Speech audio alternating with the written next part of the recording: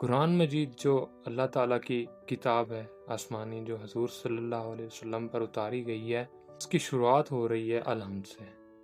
اس کا سب سے مین مقصد ہی یہی ہے کہ اللہ تعالیٰ نے حضور پاک صلی اللہ علیہ وسلم کی امت کو سمجھانے کے لیے یہ قرآن نازل کیا ہے۔ اسی ترتیب سے یہ شروع ہو رہا ہے الحمدللہ رب العالمین، کہ میرا شکر ادا کرو، کہ یا رب تیرا شکر ہے، تو تمام جہانوں کا مالک ہے۔ پھر اگلی آیت ہے الرحمن الرحیم، پھر اللہ تعالیٰ فرماتا ہے میں رحمان ہوں، میں رحیم ہوں، جب تم میرا شکر ادا کرو گے تو میں تم پر رحم کروں گا۔ تو رحم کی صورت کیا ہوتی ہے؟ رحم کی صورت یہ ہوتی ہے کہ تم اگر پریشان ہو، تمہاری مشکلات ہیں، تم تنگ دست ہو، میں تمہارے لیے آسانیاں پیدا کر دوں گا، میں تمہاری مشکلات دور کر دوں گا، میں تم پر رحم کروں گا، میں رحمان بھی ہوں اور رحیم بھی ہوں۔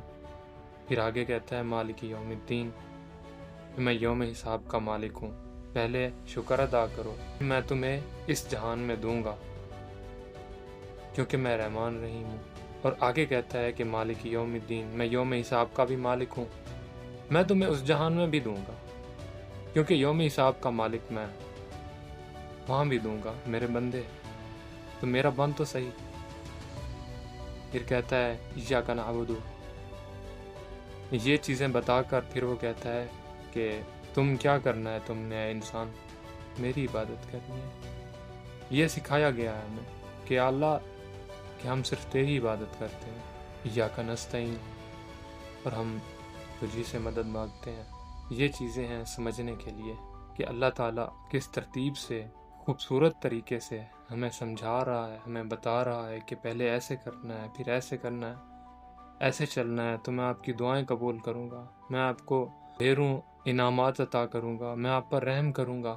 طریقہ بھی بتا دیا ہے۔ اگر ہم خود اس پر عمل نہ کریں، اپنی غلطیوں میں کوتاہیوں میں ڈوبے رہیں، ہم ہر بات پہ روتے رہیں، شکوے کرتے رہیں، ایسا ہی ہو گیا، ایسا ہو گیا، اپنے آپ کو سمجھنا ہے، اللہ کے اس نظام کو سمجھنا ہے، اس کے قانون کو سمجھنا ہے، اس کی کتاب کو سمجھنا ہے، اور یہ سمجھنا ہے کہ ہمیں اللہ کے قریب کیسے ہونا ہے اور اس کی خوشنودی اور کامیابی کیسے حاصل کرنی ہے۔ تو بس یہ 3-4 جو آیتیں ہیں، ان کو تھوڑا سا اپنے ذہن میں بٹھا لو، سمجھ لو، دیکھو پھر اللہ کہتا ہے کہ میں عطا کرنے والا ہوں، میں عطا کروں گا، سب دعائیں قبول کروں گا۔